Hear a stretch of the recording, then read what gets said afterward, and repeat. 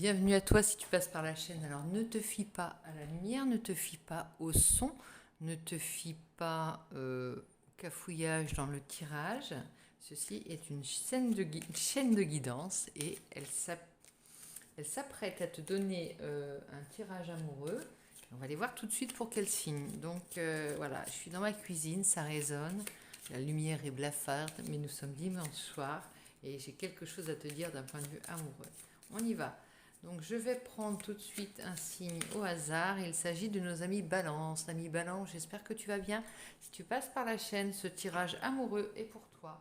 Et on va prendre l'énergie générale, transformatrice, de de ta situation amoureuse, de ton univers amoureux, de ton univers affectif plus généralement. On va aller voir ce qui se transforme, comment ça se transforme.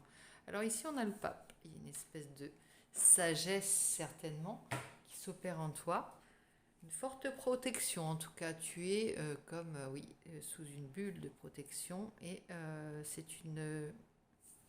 elle est heureuse et bénéfique, ça te dit, je te dis hein, la carte, elle facilité de réalisation grâce à la bienveillance et à la sagesse, conciliation et générosité, confiance et foi en tes possibilités, tes intuitions profondes, respectabilité. Bon, tu redores ton blason, dira-t-on, ami Balance. D'un point de vue amoureux, tu cherches en tout cas à redorer ton blason. Peut-être que tu avais pris un petit peu d'épée dans le dos, comme on dit, ou d'épée dans le cœur. C'est symbolique, bien entendu, mais on t'avait peut-être marché aussi sur les pieds d'un point de vue amoureux. Je ne sais pas si je ne connais pas ta situation, je ne sais pas si tu es en couple, si tu es célibataire, si tu as quelqu'un dans le cœur. En tout cas, on regarde ton tirage amoureux. Alors, je vais te demander de penser à la personne, parce que là, actuellement, je choisis l'oracle céleste Astrokif pour te parler de la personne de ton cœur. Hein. Donc, il faut bien que tu aies une personne en tête, qu'elle soit, que tu sois en couple ou non. Mais on parle d'un tirage avec une autre personne. Ça parle de la nouvelle lune encore. Elle a sauté. Hein. Donc on est en plein dedans. La nouvelle lune en Vierge, je crois. On est en train de de mettre en lumière certaines choses avec cette nouvelle lune et elle nous demande d'être lucide, d'être vraiment sans œillère sur sa situation, alors qu'elle soit amoureuse comme là. Ici on en parle. Ou autre. Ici, la position 1, c'est la position de le ou la consultante. Eh bien, on est avec le soleil. Tu as le soleil avec toi, ami Balance. Ici, pour toi, on parle de charisme, de leadership. J'ai faim. De leaderships, de leadership, il y en a plusieurs, excuse-moi, je me raccroche aux branches, de leaderships, yes, alors on parle de charisme, d'être, tout simplement d'être. Tu rayonnes, ami Balance, en cette période d'automne. C'est ta période, il faut dire, tu vas arriver dans ta période anniversaire, donc ça, les fruits sont mûrs, l'être est gorgé de bonnes choses, et tu vas pouvoir... ça va être ton moment. Tu sais, comme quand il y avait ces danses de hip-hop et que c'était hip-hop ou autre, mais où tu devais montrer ce que tu étais capable de faire. Bah, rentre dans le rang, dans le cercle et montre-nous comment tu danses. Montre-nous comment tu es dans cette situation amoureuse. C'est ce qu'on te demande de faire, mais a priori, on n'a pas besoin de te le demander puisque tu es dans cette période rayonnante ou rayonnante. En position 2, on va aller voir ton partenaire. Justement, sa posture par rapport à toi. Ou dans la relation. Ici, il doute. Il ou elle doute. Hein. On est indépendamment, homme, femme, tout ce que tu veux. On parle de nœud nord. Ça doute de son côté. Alors que toi, tu es à l'air sûr, mais à 200% de toi. Tu as de la confiance en toi, lui ou elle doute. Il y a une fragilité, une certaine vulnérabilité de l'autre côté. Alors ici, nous allons voir où en est la relation actuellement. Quelle est la situation de cette relation? Donc je te demande de bien penser fort à cette relation. On a des ennemis. Pour le moment, vous êtes en phase un peu la hache de guerre et déterrée. Ou bien, elle a des ennemis qui font qu'elle ne peut pas s'épanouir avec l'énergie de la balance que tu es, ton énergie rayonnante. Eh bien, il y a beaucoup de...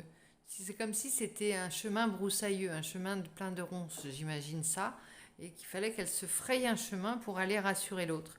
Mais là, on n'y est pas encore. Il y a beaucoup de choses entre vous. Alors peut-être c'est pas des ennemis déclarés, c'est peut-être des blocages, des empêchements de la distance géographique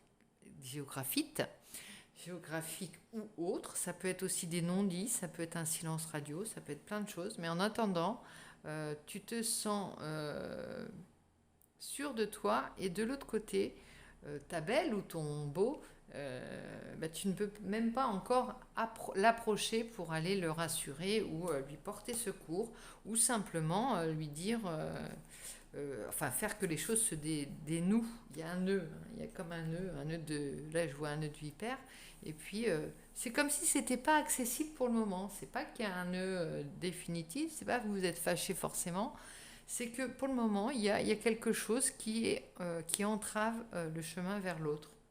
Et ça vient, ça vient de l'extérieur, en fait. Hein, voilà. Donc, on va aller voir maintenant la situation, en carte numéro 4, la situation pour l'avenir de la relation. On est parti. Finalement, il est pas mal ce tarot. Tout à l'heure, ça cafouillait. Mais bon, il faut aussi que ça se mette en route. Ça roule pas tout de suite. Hein. Donc, la 4. Oh, nous avons timide, anxieuse, inflexible. Voilà, là, on a mis la barre haute pour cette relation. On a visé haut, on a instauré des règles, on dirait. Hein. Il y a de l'anxiété, il y a de l'inflexibilité. Va falloir un petit peu lâcher du lest, hein, chacun de votre côté peut-être. Mais il y a en même temps une... je vois pas une timidité, je vois une pudeur, je vois on n'ose pas, tu vois, on hésite, on n'ose pas par rapport à l'autre. On n'y est pas encore, c'est pas le quart d'heure d'aller vers l'autre. Pourquoi ? Parce que déjà, tu veux profiter un petit peu de ton soleil, ami Balance, et puis de l'autre côté, inaccessibilité, déplacement, distance, silence, on ne sait pas trop ce qui se passe, mais et puis on a tellement une image de la relation inflexible, donnée d'emblée, que elle t'intimide, cette relation, tu vois. Tu sais qu'elle est belle, mais en même temps, personne, ni l'un ni l'autre, ne se l'est appropriée. C'est-à-dire qu'elle est là, elle attend qu'il y en a un qui fasse un pas, que vous arrêtiez de vous regarder en chien de faïence et que vous y alliez. C'est votre relation, hein, c'est pas la relation de Pierre, Paul ou Jacques, c'est la vôtre. Donc si elle est là, elle vous attend, si vous n'en faites rien, c'est comme si... voilà, c'est pas... je veux dire, c'est pas moi ou quelqu'un d'autre que ça va gêner, c'est vous. C'est comme si on disait, c'est votre repas, il est servi et vous ne venez pas à table, en fait, c'est ça. Tu vois, c'est vraiment pour dire que ça ne peut pas faire de mal aux autres, mais à vous, voilà, ça ne vous nourrit pas. Elle ne vous nourrit pas, elle ne sert à rien. Elle semble, avec l'énergie que tu as, avec... il faudrait qu'elle soit active, il faudrait qu'elle soit en circulation, il faudrait qu'elle vive. Et si aucun des deux ne fait un pas ou ne va chercher l'autre, eh bien, ça ne va pas aller. Alors, on a en position 5. Intéressant, ce que tu caches à ton partenaire. La dyslexie, quand tu nous tiens. Alors, la ruine. Ce que tu caches, c'est la ruine. Ah, tu voudrais cacher ce que... Tu as peut-être une honte de ta situation. Tu es peut-être complexé par ta situation, que tu trouves pas enviable peut-être. Hein. Alors, il est fort, il est un peu dur au niveau des termes. Moi, je la ruine, tu es un peu... En fait, tu n'es plus qu'une énergie, ami Balance. une énergie, un potentiel grand, énorme. Et tu as, c'est un peu comme le phénix qui renaît de ses cendres. Mais du coup, ce que tu veux cacher, c'est par quoi tu es passé. Par tout ce travail toute cette période difficile aussi, hein. C'est comme si on avait la tour là, tu sors de la tour, donc ça c'est ce que tu veux cacher. Et tu veux montrer une image rayonnante. Attention au piège de vouloir se montrer toujours sur un bonjour, regarde. Là, il y a le Gémeaux. Ah, c'est marrant, ça va bien avec le soleil.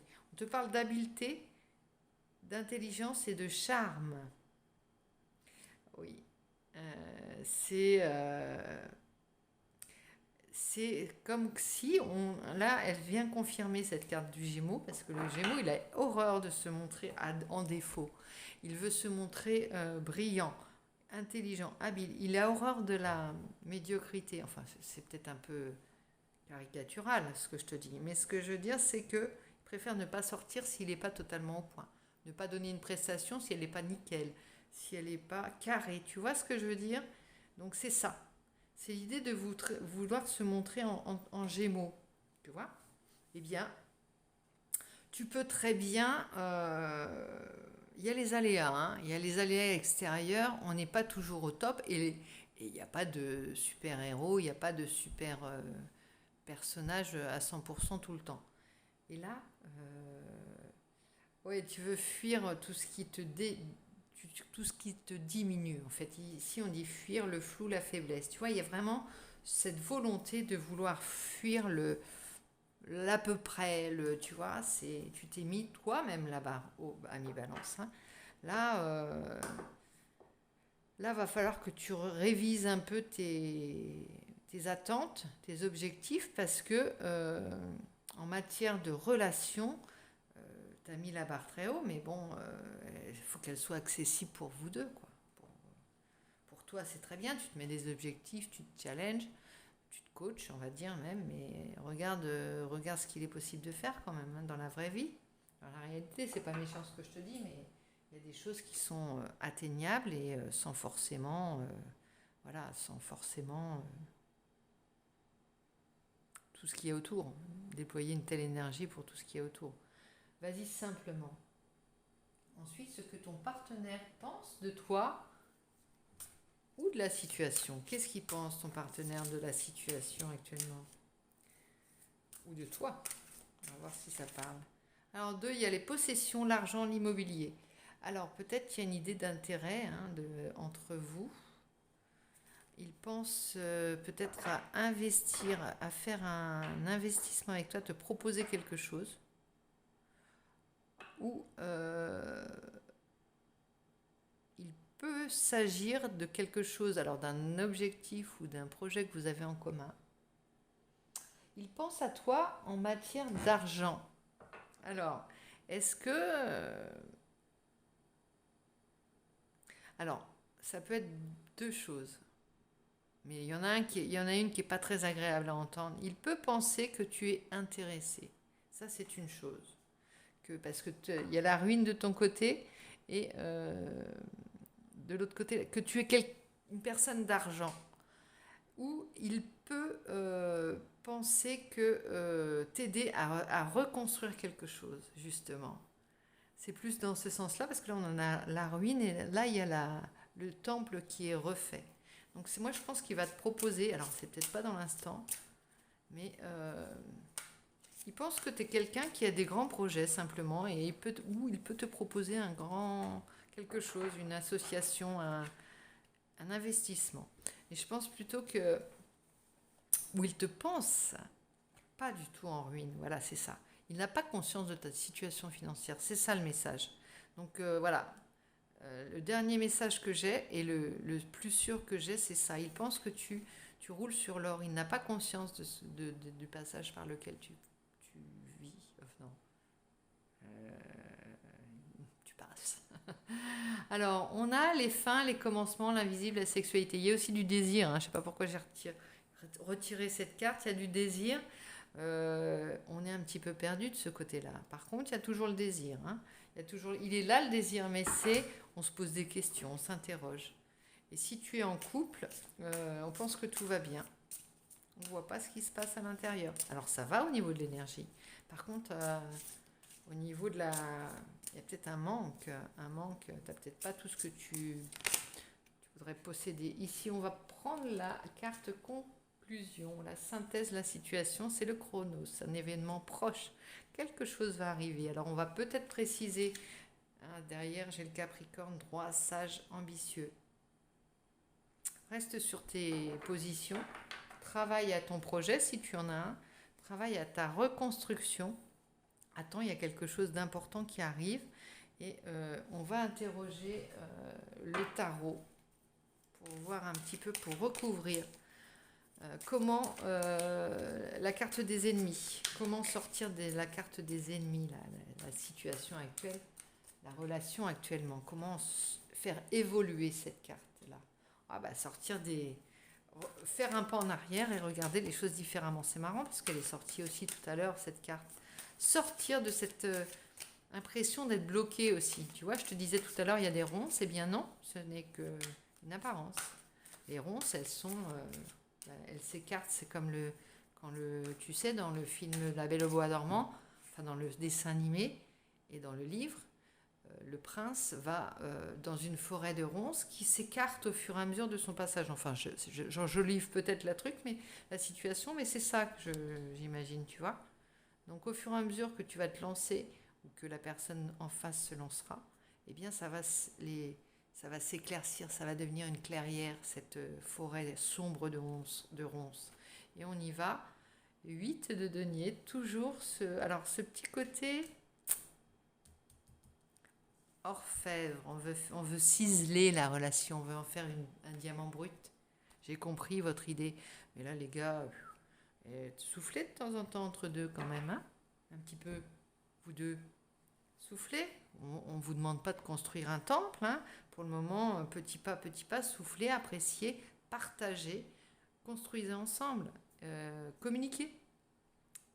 Ne restez pas en chien de faïence. Hein. Vous êtes comme ces deux-là. Apprenez ensemble. Regardez, je les ai recollés. Oh, je vous raconte pas ce qui leur est arrivé. Je les ai mis sur une cale. Je vous explique l'idée. Hein. C'est la fin. Vous pouvez zapper, vous pouvez éteindre. Ici, mes deux anges se sont cassés la figure. J'ai décapité le grand. Je lui ai cassé une aile. Je les ai recollés ensemble. Tout ça, c'est une chose. Et ma petite voisine qui est partie... qui a été emmenée, qui est partie en maison de retraite, qui n'était plus en mesure d'habiter en dessus de chez moi, pour des raisons de santé évidentes, eh bien, son appartement a été déménagé, j'ai retrouvé une petite cale de sa table, qui fait souvenir, puisque j'ai passé le nouvel an avec elle, ça devait être son dernier ici. Voilà, je ne sais même pas si elle est encore en vie, je ne sais même pas ce qu'il en est. J'espère que elle est bien là où elle est, de toute manière. Et c'est un petit souvenir d'elle, parce qu'on a partagé notre plancher. Donc voilà, c'est un petit souvenir. Et puis en même temps, ça fait un petit socle pour mes petits anges. On a des petits... On s'embête pas chez nous, vous savez. Bon, je salue... je me souviens même plus de son prénom. Solange, peut-être. Eh bien, nous l'appellerons Mémère. Non, Mémère, c'est ancien. Moi, j'appelais ma grand-mère Mémère. Nous l'appellerons Josette. Ça lui va. Je retrouverai son nom, je vous le dirai. Solange, peut-être bien. Solange.